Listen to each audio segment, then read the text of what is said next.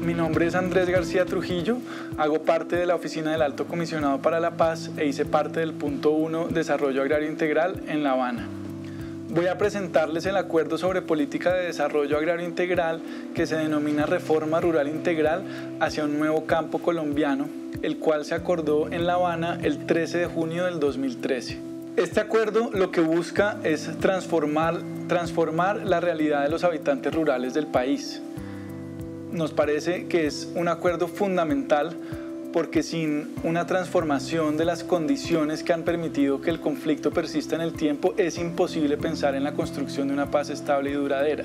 Por eso cuando hablamos de reforma rural integral, estamos hablando de una reforma que busca cerrar las brechas urbano-rurales y permitir que los ciudadanos que viven en el campo tengan unas muy buenas condiciones de vida.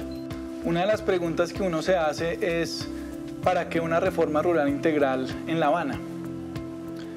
Y la respuesta a esa pregunta es evidente con las cifras del Censo Nacional Agropecuario del año pasado. Entonces, en La Habana lo que queríamos era ver el proceso de paz como una oportunidad para hacer esos grandes cambios.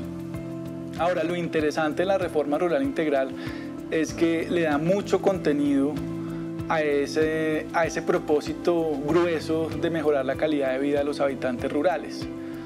Porque la reforma rural plantea una serie de elementos que le dan una integralidad como reforma. En ese sentido no estamos hablando solo de reforma agraria, sino que estamos hablando de reforma rural, porque necesitamos mejorar los desequilibrios territoriales a través de la provisión de bienes públicos. Necesitamos reactivar el campo brindando estímulos a la producción, a la economía campesina. Y en general necesitamos mejorar la presencia del Estado en territorios que han estado históricamente marginados, entre otras razones, por la misma existencia del conflicto. Entonces, en última, la reforma rural se plantea como un gran esfuerzo del gobierno y en general de toda la sociedad para cerrar esa brecha, esa deuda histórica que tenemos con el campo en Colombia y de esa forma incluirlo a través de un enfoque territorial a los circuitos económicos y a la vida democrática del país. Por eso es que esta reforma rural está estructurada en 4 grandes temas que ahorita vamos a ver. Un tema de tierras que a su vez se divide en unos compromisos relacionados con el tema de acceso y unos compromisos relacionados con el uso del suelo rural.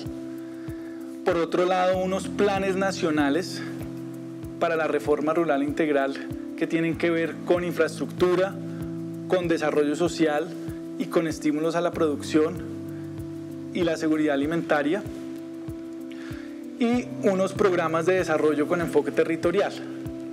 Como ustedes saben, la tierra ha estado históricamente asociada a la violencia en Colombia y por supuesto que la construcción de paz pasa por resolver ese problema. En la reforma rural integral que acordamos en La Habana se estableció que era importante dividir ese problema en 2 problemáticas, una que es la de acceso a las tierras y otra que es la de los usos del suelo rural, que aunque están relacionadas entre sí, para efectos de política pública es importante distinguirlos. En términos de acceso, si bien el país ha tenido muchas experiencias de distribución de tierras y hay muchas familias campesinas con muy poca tierra o sin tierra.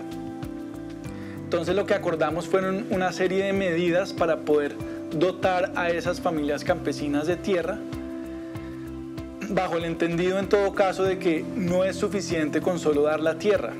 Una de las grandes lecciones aprendidas de las reformas agrarias en Colombia en el pasado y en América Latina, en general en el tercer mundo, es que no basta con no basta con solo entregar la tierra, porque no sirve de nada para salir de la pobreza una tierra si esta no va acompañada de bienes públicos adicionales como las vías terciarias o la asistencia técnica o la salud y la educación. Entonces hay un concepto fundamental que quedó acordado en La Habana, que es el de acceso integral, que se entiende como aquel acceso a la tierra, siempre y cuando ese acceso vaya acompañado de estos bienes públicos y apoyos productivos. Entonces, concretamente, ¿cuáles son los compromisos en materia de acceso? Se acordó un fondo de tierras que se establece en La Habana cuáles son los mecanismos y las fuentes mediante los cuales se va a dotar a ese fondo de las tierras para la distribución. Esas tierras van a provenir ¿de dónde? Van a provenir fundamentalmente de esas tierras que han sido adquiridas por narcotraficantes o testaferros de ellos, que entre otras cosas están en los mejores suelos del país y que necesitamos recuperar como Estado para poder distribuírselas a los campesinos. Aparte de eso, también hay unos baldíos ilegalmente adquiridos o indebidamente ocupados que se necesitan recuperar para poder distribuir tierra a los campesinos. Esto, valga decir, en nada afecta los derechos adquiridos por parte de las comunidades indígenas y afrocolombianas. Cuando hablamos de baldíos indebidamente ocupados, estamos hablando de aquellos que no cumplen con, digamos, las normas de reforma agraria que están establecidas en la normatividad actual. En La Habana no estamos creando ninguna fuente distinta a la que ya existe en la Constitución y en las leyes, pero sí estamos dándole fuerza para que esos mecanismos que tiene hoy en día el gobierno nacional puedan llevarse a cabo de manera robusta. Ese mecanismo se va a complementar con un subsidio especial para apoyar a los campesinos en la adquisición de tierras, que ese fue un subsidio que se usó en el pasado, pero que por sí solo no logra la escala que necesitamos, pero sí es un buen mecanismo complementario. Y por otro lado también una línea especial de crédito que también ha existido en el pasado, pero que requiere unos ajustes para que funcione en términos de plazos, intereses y demás. Entonces esos son los tres mecanismos de distribución de tierras: el fondo, el subsidio especial y el crédito. Y a esos tres mecanismos es importante agregarles el plan de formalización masiva de la pequeña y mediana propiedad rural que quedó establecido en el acuerdo, porque en Colombia tenemos también un grave problema que se puede leer como un problema de acceso, y es la altísima informalidad de la tenencia de la tierra, que está cercana al 60% en los pequeños predios, que eso le impide a los hogares campesinos poder utilizar esa tierra como un activo productivo, solicitar crédito, etc. Entonces, formalizar la tierra, que es el compromiso del gobierno en el acuerdo, es una medida muy importante también en términos de accesos. Aparte de eso, pues hay unas disposiciones relativas a quiénes van a ser los beneficiarios. Estamos hablando de campesinos, en general trabajadores agrarios y campesinas que tengan vocación para la producción agropecuaria, dándole prioridad a las mujeres, y también estamos incluyendo a las asociaciones. O sea, estos mecanismos son para los campesinos. En cuanto al uso del suelo rural, también se acordaron una serie de medidas muy importantes para lograr armonizar la vocación que tienen los suelos en Colombia con los usos reales. En Colombia tenemos un gran conflicto de uso, y es que tenemos muchas tierras dedicadas en actividades para las cuales no tienen vocación. Tenemos millones y millones de hectáreas dedicadas a ganadería extensiva, y en cambio tenemos muy pocas hectáreas dedicadas a la producción agrícola. Entonces, esa serie de distorsiones y de conflictos de uso es importante resolverlos. Aparte de eso, también es muy importante lograr el cierre de la frontera agrícola para poder generar una sostenibilidad ambiental a largo plazo en el país. En eso, la reforma rural podría decirse que se diferencia de manera significativa de los esfuerzos de distribución de tierras del pasado, porque hay una preocupación real por lograr cerrar la frontera agrícola y no seguir expandiéndola con la excusa de que es necesario distribuir tierras. Y al mismo tiempo tenemos una serie de conflictos en los territorios que hay que resolver a través de mecanismos como llevar la justicia al campo y mejorar la planeación y la participación ciudadana del ordenamiento territorial.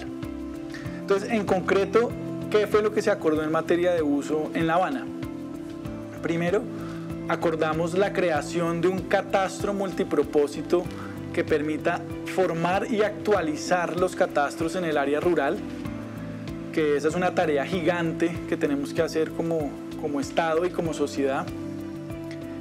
Y una vez tengamos ese catastro actualizado, vamos a poder, y así quedó también establecido en La Habana, mejorar el recaudo del impuesto predial rural, que es el impuesto predial rural el que va a permitir mandar las señales para mejorar e incentivar el uso productivo del suelo y desincentivar la concentración improductiva de la tierra. Entonces es muy importante crear todo un sistema para que los municipios puedan mejorar ese recaudo efectivo del impuesto. Se acordó la creación de la jurisdicción agraria, que hemos tenido en el país una historia de intentos de crearla, pero ahora creemos que con las herramientas que da el acuerdo podemos ahora sí poder una jurisdicción agraria muy seria con capacidad en el territorio para resolver conflictos de tenencia y uso, porque si usted no acompaña con justicia los procesos de distribución de tierras, pues lo que va a generar son nuevos conflictos. Lo que queremos es evitar eso y garantizar para todos los actores que haya siempre acceso a la justicia, particularmente para el campesino que históricamente ha estado excluido de acceder a la justicia. Además de eso, tenemos un plan de zonificación ambiental para lograr, como decía ahora, cerrar la frontera agrícola y proteger los recursos ambientales de especial interés para el país, especialmente el recurso hídrico, de tal forma que tengamos claramente identificado cuáles son esas áreas de especial interés ambiental y podamos proyectarnos para los próximos 20 años. Porque usted sabe que hay en muchas regiones del país comunidades rurales que se asientan en esos ecosistemas frágiles, pero que hay que buscarle una solución para que esas comunidades encuentren alternativas de generación de ingresos, como lo son el pago por servicios ambientales, entre otros. Y dentro de esas figuras entra las zonas de reserva campesina. Las zonas de reserva campesina son una figura que crea la Ley 160 y que aquí en el acuerdo lo que estamos haciendo es reconocer que son una figura, entre otras, para apoyar a ciertas comunidades campesinas en el desarrollo de su proyecto de vida, con mayor presencia del Estado y apoyo para sus planes de generación de ingresos. Entonces eso es lo que quedó acordado en materia de zonas de reserva campesina. Y adicionalmente una serie de herramientas como la promoción de la participación de la ciudadanía en los espacios de planeación del ordenamiento local, además de la creación de una instancia de alto nivel que permita planear a través de lineamientos el uso del suelo rural en Colombia. Y finalmente unos mecanismos de diálogo social entre comunidades, empresas y Estado cuando ya hay conflictos que es necesario resolver. En últimas es un acuerdo en donde lo que se busca es garantizar una mayor presencia del Estado en el territorio para regular los conflictos y mejorar el acceso a la justicia. Aparte del pilar de tierras, en la reforma rural integral también acordamos una serie de planes nacionales que complementan los compromisos adquiridos en términos de acceso y uso del suelo rural. Los planes nacionales tienen además una meta muy ambiciosa de reducción de la pobreza rural en un 50%. La clave es lograr que todo esto pueda ocurrir de manera simultánea e integral, porque si uno no tiene uno de los elementos, pues digamos que la intervención queda coja. ¿Qué fue lo que acordamos? Acordamos planes nacionales en materia de infraestructura, en materia de desarrollo social y en materia de estímulos a la producción para la economía campesina, familiar y comunitaria. En materia de infraestructura, acordamos 3 grandes planes. Un plan nacional de vías terciarias. Para nadie es un misterio el estado deprimente de las vías terciarias en el país y el impacto económico y social que tiene mejorar esas vías para el bienestar de la comunidad, de los habitantes rurales. Entonces ahí acordamos una serie de medidas muy particulares para fortalecer ese apoyo a las vías terciarias, que debe ser además con la participación de las comunidades, tanto en la priorización como en la ejecución de las obras. En materia de infraestructura también acordamos un plan nacional de riego y drenaje a pequeña escala para recuperar y construir nuevos distritos de riego que sirvan para apoyar proyectos productivos de economía campesina, a sabiendas de que en el país tenemos una subutilización de nuestros recursos hídricos para la producción agropecuaria. Y en todo caso es importante también verlo en función de la regulación del agua en este escenario de cambio climático. Y también acordamos, en tercer lugar, un plan de electrificación rural y conectividad digital con la idea de integrar a las comunidades rurales al Internet y mejorar su calidad de electrificación. En materia de desarrollo social también acordamos una serie de planes nacionales, particularmente en materia de salud, de educación y de vivienda, agua potable y saneamiento básico. Estos 3 planes comparten una idea, y es que usted no puede trasladar lo que ha venido haciendo en términos, de desarrollo social en las ciudades para lo rural, sino que uno necesita formular políticas específicas para los territorios y las comunidades de acuerdo con sus particularidades. Por eso es que en el Plan Nacional de Salud Rural y de Educación Rural hablamos de la necesidad de crear modelos flexibles para mejorar tanto la infraestructura como la dotación, como la pertinencia que va a tener ese servicio social a esos habitantes. Y lo mismo para vivienda, no es lo mismo hablar de una vivienda adecuada y digna para un habitante de La Guajira que para un habitante de Nariño o Chocó. Por eso en todos estos es muy importante la vinculación de las comunidades en el diseño y desarrollo de estos planes. Y además de los planes en materia de infraestructura y de desarrollo social, que en últimas tienen que ver con la provisión de bienes y servicios públicos territoriales, acordamos también unos planes asociados a estimular la producción de la agricultura familiar. En la reforma rural integral, en todo el acuerdo, hay un énfasis de que realmente en Colombia el agricultor familiar, si se le dan las oportunidades y las condiciones, puede ser un productor eficiente y competitivo que puede jalonar el desarrollo rural de regiones enteras. En ese sentido acordamos, por ejemplo, un Plan Nacional de Asistencia Técnica e Innovación Tecnológica que supone mejorar la prestación del servicio de asistencia técnica público para los pequeños productores, que en Colombia hoy en día la cobertura es extremadamente baja, y de esa forma mejorar la productividad a nivel de finca y la investigación, y proteger las semillas nativas y su mejoramiento genético. Aparte de eso, también acordamos un Plan Nacional de Crédito, Generación de Ingresos y Financiamiento, porque una de las barreras principales que tiene la economía campesina para ser productiva es la falta de acceso al crédito. Necesitamos mejorar y romper esas barreras y además generar caminos alternativos como los fondos rotatorios y las microfinanzas rurales. Además de eso, acordamos un plan para fomentar la economía solidaria que nos permita apoyar a las asociaciones de productores agropecuarios para que se organicen tanto para la distribución de los productos como para la prestación de servicios, no solo agropecuarios sino rurales en general. Y además de eso acordamos un plan nacional para la comercialización agropecuaria de los pequeños agricultores, que es muy importante en Colombia para mejorar el abastecimiento interno a través de medidas como las compras públicas, la infraestructura de centros de acopio, entre otros. Y también acordamos un plan para la formalización laboral y la protección social rural que requiere una serie de medidas para ajustar el sistema de seguridad social a las particularidades del sector agropecuario y rural en Colombia.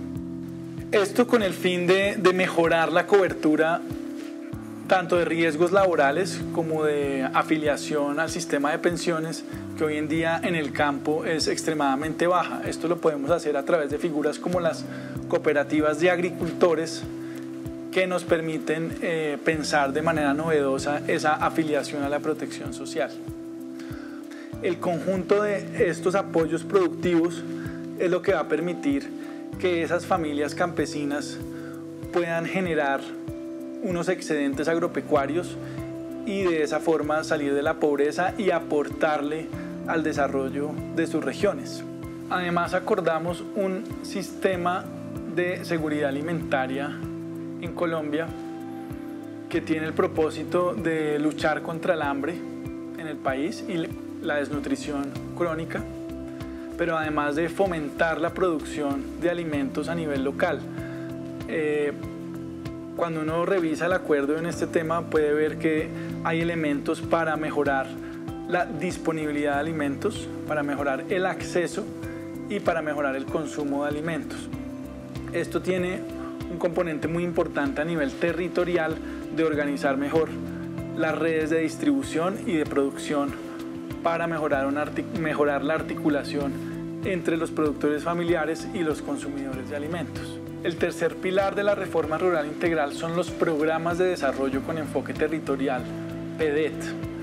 Los PEDET básicamente son una forma de intervención en el territorio que son los que van a permitir sincronizar las acciones del Estado de todos estos planes nacionales que hemos acordado en unos territorios que se van a priorizar.